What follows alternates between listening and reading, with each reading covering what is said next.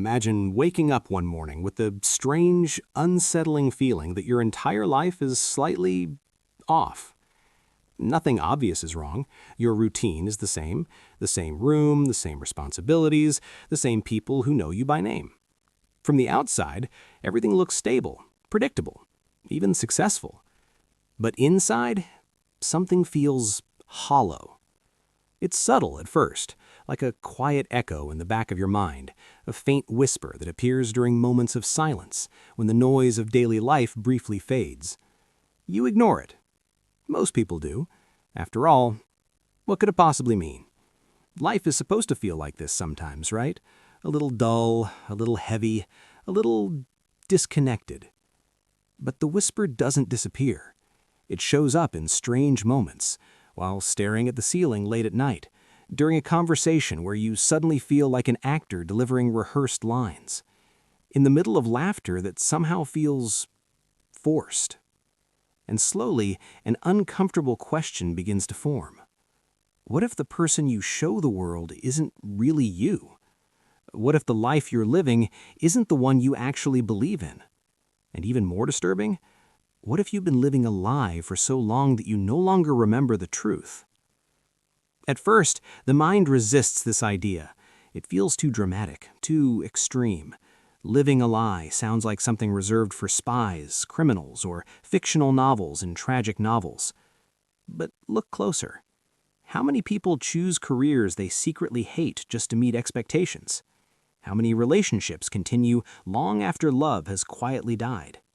How many opinions are spoken not because they are believed, but because they are socially acceptable? How many smiles are worn like masks? The truth is uncomfortable. Most lies are not told to others. They're told to ourselves. Small ones at first. This is fine. This is what everyone does. This is just how life works. But over time, these small distortions begin to shape something far more dangerous. They build an invisible structure around your identity, a structure made not from truth, but from compromise. And the strange part is that this structure can look incredibly successful from the outside.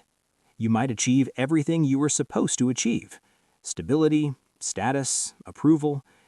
Yet something inside you remains restless, unsettled, almost as if some deeper part of your mind refuses to cooperate with the performance.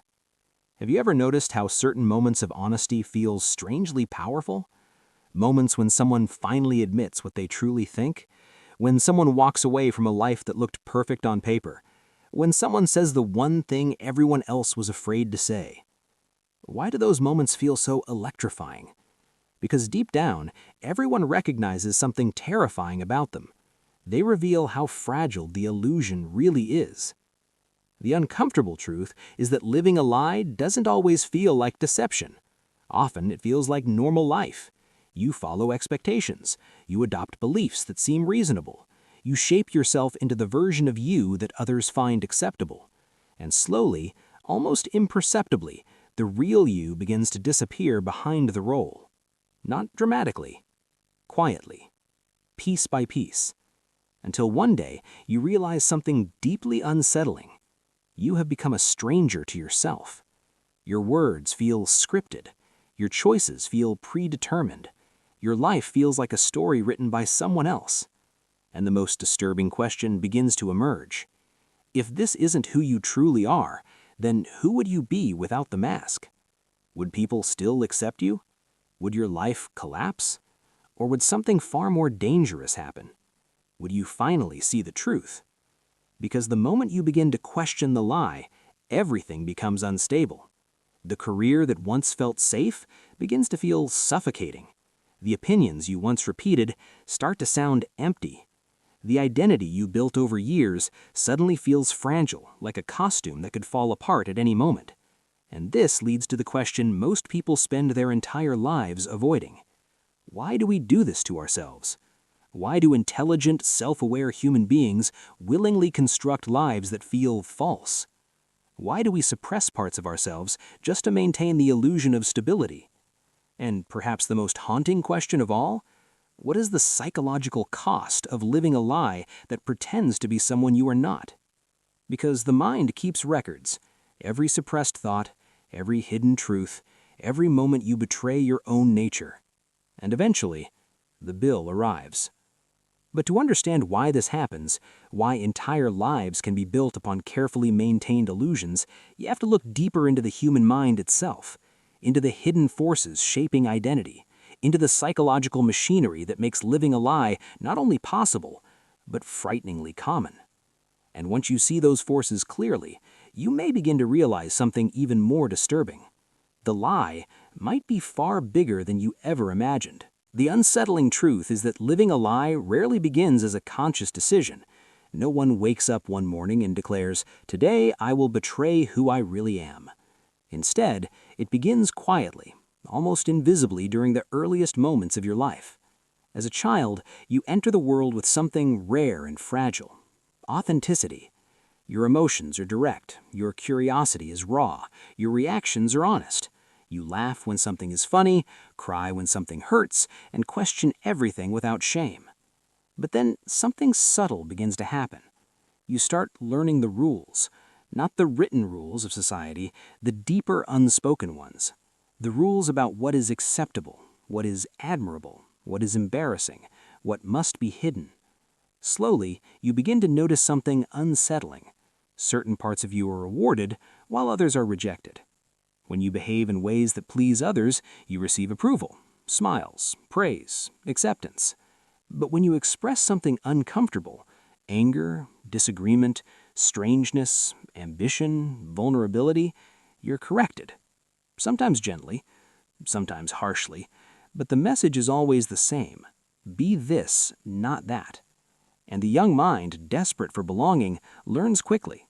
Certain parts of you are allowed to exist, other parts must disappear. This is where the psychological split begins. The great Swiss psychologist Carl Jung described this process with chilling clarity. He believed that every human being develops what he called the persona, a social mask designed to function in society. The persona is not entirely fake. In fact, it often contains parts of who you really are. But it is incomplete. It is a carefully edited version of the self. Behind that mask, Jung believed, lies something far more complex: the shadow.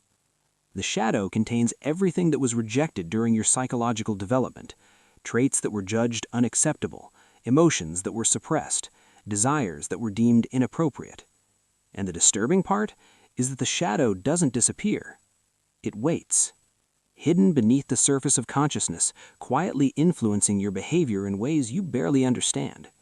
You might believe you were choosing your path freely, but how many of your choices were shaped by fear of rejection? How many beliefs did you adopt simply because they kept you safe within the group? The German philosopher Friedrich Nietzsche saw this dynamic everywhere in human society. He argued that most individuals unconsciously surrender their authentic selves in exchange for social acceptance. He called this phenomenon the herd mentality. According to Nietzsche, human beings possess a deep instinct to belong, to be part of the tribe, to avoid isolation. And because of this instinct, people often sacrifice their individuality without even realizing it. They adopt the tribe's beliefs, the tribe's ambitions, the tribe's morality, and slowly their own voice becomes impossible to hear beneath the noise of collective expectations. But the psychological cost of this adaptation is enormous. The philosopher Jean-Paul Sartre described this condition with a haunting term: bad faith. Bad faith occurs when a person denies their own freedom and responsibility by pretending they have no choice. I had to choose this career. I had to stay in this relationship. I had to become this version of myself. But Sartre insisted something radical. Human beings are always free, even when the choices are painful, even when the consequences are frightening. The real lie, Sartre insisted, is not the external role you play. The real lie is convincing yourself that you are trapped in that role. And yet, the human mind is astonishingly skilled at maintaining these illusions. Why? Because the alternative can be terrifying. To admit that you've been living according to someone else's script raises dangerous questions. If the life you built isn't truly yours, then what happens if you abandon it? What happens to the approval you've spent years earning? What happens to the identity others recognize? What happens to the stability you fought so hard to maintain? The philosopher Arthur Schopenhauer believed that human beings possess an extraordinary ability to deceive themselves in order to avoid psychological discomfort. In other words, the mind would rather maintain a comforting illusion than confront a painful truth. And modern psychology confirms this tendency. The brain is designed to protect its existing worldview. It filters information, rationalizes contradictions, and avoids anything that threatens the identity you've constructed. This is why living a lie can persist for decades without conscious awareness. You tell yourself stories that justify your decisions. You reinterpret dissatisfaction as temporary stress.